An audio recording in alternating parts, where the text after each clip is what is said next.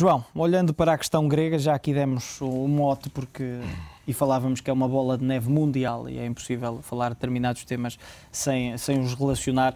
Olhando para a questão grega, mais um corte de resto também esperado, até porque a Standard & Poor's agora vem dizer que os credores, no fundo, da Grécia poderão não receber entre 30% a 50% do valor emprestado, é verdade, e há momentos, o João dizia precisamente isso, se esse montante da dívida, mesmo que seja um default de 50%, não for pago, vai fazer soar em muitos alarmes pelo mundo fora. Claro que sim. Se bem que estamos a falar desse número em concreto, são basicamente pressupostos históricos, digamos assim, que a S&P tem em conta. É preciso ter atenção que este rating reflete. Para já, é importante também dizer que não tem grande impacto nos mercados, porque isto é indiferente. Chegou a um determinado nível em que já não valia a pena cortar mais, quer dizer, não valia a pena em termos de efeito nos mercados. O rating já não tem um efeito direto, digamos assim. O que este rating transmite basicamente é o evento default iminente. E queremos com isto dizer o quê? Eles querem dizer o quê? Querem dizer que com CCC, num espaço de tempo bastante curto, eles acreditam que haverá dívidas que não serão pagas. É importante fazer aqui menção ao que é um rating. O rating de longo prazo, neste caso, ao que se refere é que todas as dívidas no futuro, agora, presente e no futuro próximo, terão que ser pagas a nível do que está acordado a nível de timing e de juros. E é isso que basicamente eles estão a dizer, que não acreditam que tal irá passar, dadas as necessidades de financiamento da Grécia, toda a conjuntura atual e a confusão política que se passa na Grécia e que, inclusivamente, se torna um desafio para que as medidas necessárias sejam adotadas. E esses desafios de que o João fala parecem ser bastante elevados, bastante rigorosos, porque o Eurogrupo reuniu-se hoje de emergência precisamente para discutir, e será certamente um dos temas centrais, a questão da ajuda à Grécia. O que é que se pode fazer? E é uma questão que já se tem falado aqui no programa várias vezes. O que é que se poderia fazer para ajudar a Grécia, ou para tentar pelo menos minorizar este problema? Não há aqui soluções cor-de-rosa ou soluções imediatas. Já é por demais evidente que isto terá que passar por uma reestruturação, qualquer situação. Fala-se de uma série de situações, reestruturação, o reprofiling, não estamos mais a falar do que a alteração de prazo, etc. E aqui ligamos mais uma vez aos comentários da S&P, porque a nível de ratings, o que um rating diz é que se houver uma reestruturação, reestruturação é óbvio, reestruturação implica muitas vezes um desconto e alterações de condições, etc. No rating, os ratings são aplicados a uma obrigação em concreto, ao emitente e a cada obrigação em concreto. E se essa obrigação não for cumprida exatamente nos termos em que foi realizada, se tiver um grace period, se for uma bullet com 12 meses, etc., de um período de carência, esses 12 meses contam. Se for, por exemplo, dado um período de carência e isso não estiver na documentação, digamos assim, da obrigação, isso significa que irá entrar em default. Isso é um ponto importante a referir. Aquilo que se tem falado muito, nomeadamente no caso grego, é de um haircut, do tal não pagamento de parte ou totalidade da dívida. Estamos a falar de uma reestruturação. Isto, inclusivamente, nos mercados, fala-se um pouco já da situação, da discussão com as agências de rating, do que é que será um default ou não, porque quer-se evitar, para todos os efeitos, que seja definido um default em relação ao país, e com isso já se fala, inclusivamente na linguagem dos credit default swaps, o que é que será um event of default ou não. Isto tudo por uma questão também de imagem, não só da Grécia, mas da Europa. E quer-se evitar isso e as agências de rating, nomeadamente a S&P, já veio para o mercado publicamente dizer que se houver a mínima alteração, qualquer que ela seja, a nível que tenha um impacto de perda, digamos assim, económica, que eles consideram default. Em relação ao default, isto é uma situação que é importante dizer.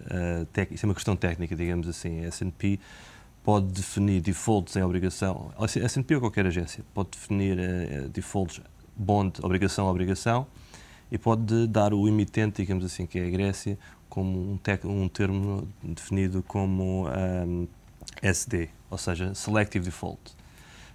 que é uma situação mais soft, digamos assim, que eles dizem algumas obrigações podem entrar em default, mas não todas. Mas isto é uma situação que se quer evitar a nível político, porque não é só a Grécia, é a imagem de um país da zona euro que entrou em default. A questão agora que se coloca é basicamente não haver entendimento das partes europeias. Há vários pequenos grupos dentro do grupo da zona euro. Quer dizer, e essa é uma questão... Temos os próprios, a Alemanha, governo, com uma perspectiva, temos o Banco Central Europeu com outra que diz que será dramático qualquer reestruturação da dívida grega, mais uma vez por duas questões, pela situação em si possível de bola de neve, de risco de bola de neve, de efeito dominó, como também, mais uma vez, pelas questões que eles têm de exposição no balanço do Banco Central Europeu em relação à dívida grega. Por isso... Isto é uma luta, basicamente, entre aqueles que vão ter que dar mais e aqueles que terão que dar menos, eventualmente. No caso da França e da Alemanha, terão que fazer participações mais elevadas e, consequentemente, vão senti-lo também nas contas. Exato. Quer dizer, existe agora o argumento que terá que ser tomada qualquer medida. E essa medida, acho que já é por mais evidente, terá que haver uma reestruturação mais uma vez, com um desconto. Não há outra hipótese. Até porque os 7 anos de que falava aqui esta reportagem a respeito da reunião de emergência do Eurogrupo poderão ser infrutíferos, quer dizer, com os juros. A própria Grécia queixa-se que não consegue pagar os atuais juros que tem de pagar pela ajuda que recebeu. Prolongar esse pagamento por mais 7 anos, além daquele que já estava previsto, pode, se calhar, é uma solução, ou é uma fraca solução nesta altura. É um adiamento É uma fraca solução porque as necessidades de financiamento da Grécia continuam. Quer dizer, estamos a falar de uma situação onde a própria Grécia... Sendo que já não entra em 2012 nos mercados, praticamente impossível nesta altura. É totalmente impossível. E mesmo que entrasse, seria a níveis de juros, então, completamente inconcebíveis. E temos também de ter atenção que... Chega a um ponto, desculpe, João, chega a um ponto em que, e olhando, por exemplo, para juros de 23%, 24%, 25%, as yield das obrigações, olhando, se por acaso decidisse voltar a fazer emissões, mesmo sem ter capacidade real de o fazer, haveria alguém, mesmo estando descontado o incumprimento, pensando, por exemplo, nos 30%, ou se calhar até mais, haveria alguém disposto a emprestar? É uma questão que se coloca do outro lado. Haveria a esse nível ainda mais fundo neste poço que estivesse disposto a emprestar dinheiro? Haveria. Há sem dúvida nenhuma investidores que estão preparados a tomar esse tipo de risco para esse tipo de retorno, mas não estamos a falar desse tipo de disponibilidade de liquidez. Existem para situações, e podemos avaliar há N situações, e esse tipo de fundos de distress, digamos assim, estamos a falar já desse nível de participação. Eles participam em N operações no mundo inteiro, em Portugal também, em situações pontuais, mas não estamos a falar de um volume que seja suficiente ou mesmo interessante para refinanciar uma economia, tal como é a grega, mesmo sendo uma economia pequena em comparação com outras. Da Grécia para Portugal, o BCP fez um aumento de capital que aparentemente foi, olhando, e digo aparentemente, olhando para os números, naturalmente, foi um sucesso, mas ainda assim há aqui uma questão e um dos vivos, uma das reações de Carlos Santos Ferreira, ontem na conferência que foi feita na Bolsa de Lisboa, dizia que em relação ao futuro não está previsto mais nenhum aumento de capital, que este foi suficiente, mas olhando para a exposição que o BCP tem na Grécia, nomeadamente através do Millennium Bank que está no país, se a Grécia entrasse em cumprimento, se calhar este cenário concreto que Carlos Santos Ferreira traçou poderia não ser viável, e aí já vamos pensando mais à frente e olhando, por exemplo, para a famosa almofada que a Troika deixou para o setor financeiro português. Claro que sim, claro que sim. Aqui estamos a falar de duas situações. A potencial exposição que se estima ser de 700 milhões de dívida pública grega, e isso temos que olhar também para os outros bancos, qual é que é o nível de exposição que os bancos portugueses têm em relação à Grécia.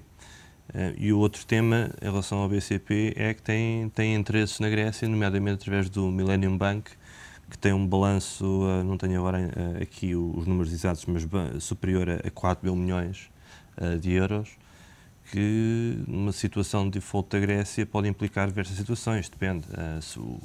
Até pode acontecer que a Grécia decida nacionalizar os bancos, e se não for o caso, que não seja nacionalizado, irão existir perdas na sua período. Obviamente que existe um grande risco de incumprimento no balanço do Millennium Bank, porque estamos a falar de dívida a particulares e com a economia grega a encolher constantemente nos últimos tempos e as taxas de default, quer em crédito ao consumo, quer no crédito hipotecário, ao aumentarem, existem aí imparidades enormes.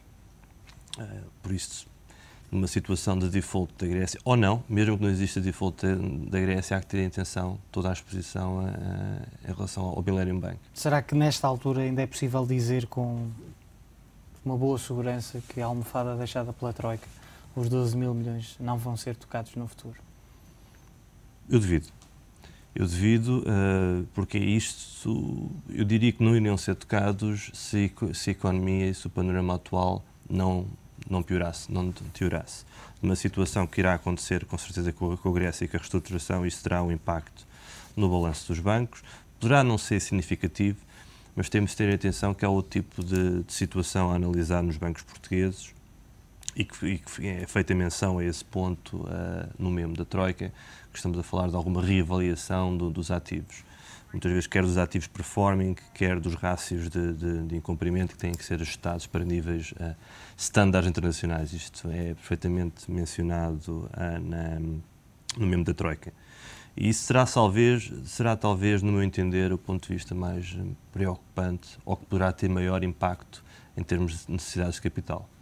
E não existindo no mercado possibilidade de haver aumentos de capital, então aí a facilidade colocada pela Troika será com certeza utilizada. Sendo que nesta altura a estratégia da banca, já aqui falamos a semana passada, parece ser os aumentos de capital, ou pelo menos não necessariamente esta estratégia usada, mas por exemplo com a emissão de obrigações, com garantias do Estado, poderá ser também uma forma de financiamento do setor e se calhar, falando hipoteticamente naturalmente, pode ser a estratégia a adotar no futuro, pelo menos pelos outros bancos, não olhando necessariamente apenas para o BCP, que fez agora um aumento de capital, mas poderá ser para o restante setor uma estratégia. Aliás, houve pelo menos 3 ou 4 bancos, salvo erro, que já anunciaram precisamente essa estratégia. Será uma estratégia, com certeza, neste momento é a única fonte, ou uma das poucas... É porque o mercado interbancário continua fechado. Continua fechado, quer o interbancário, quer se os bancos portugueses quisessem ir ao mercado, digamos assim, quer para dívida sénior dos bancos, quer para obrigações hipotecárias, quer para titularização, quer o que quer que seja, esse mercado está totalmente fechado. Por isso, neste momento, esta é a única possibilidade, mas não é de todo... A mais indicada. Nem mais indicada, nem a que vai solucionar o problema, basicamente. Os bancos têm que encontrar outras fontes de financiamento, porque houve uma que acabou recentemente, que é basicamente... Foi o uso de colaterais junto do Banco Central Europeu. Isso, basicamente, com os downgrades para novas emissões, digamos assim, não é possível. João, muito obrigado pela análise. João Ferreira Marques, Managing Director da White Star, aqui com os principais destaques da atualidade. Naturalmente, a exposição da banca portuguesa, em destaque o BCP, à situação grega e para esta reunião de emergência dos ministros das Finanças da Zona Euro.